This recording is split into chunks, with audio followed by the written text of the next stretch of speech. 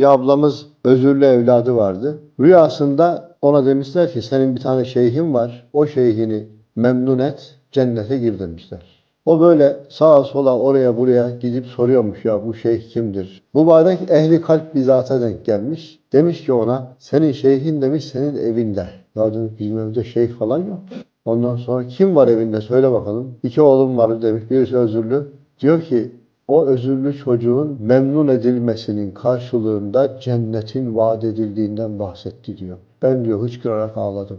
Anladım ki diyor Cenab-ı Hak bizim için onu ahiret azığı yapmış. Şimdi enteresan bir şey. Cenab-ı Hak nasip etti. Hem kendisi hem kocası ikisi beraber Bursa'ya taşındılar. O özürlü evlatlarla beraber. Umre'ye gittik beraber. Geçen sene. Şimdi evlerinde ne var? Cennete giren bir kapı var ya. O kapıdan kestirmeden direkt geçiş var. Düşünsene bak musibet gibi görünüyordu. Bir baktık ki musibet değil neymiş? Tam rahmetmiş ya.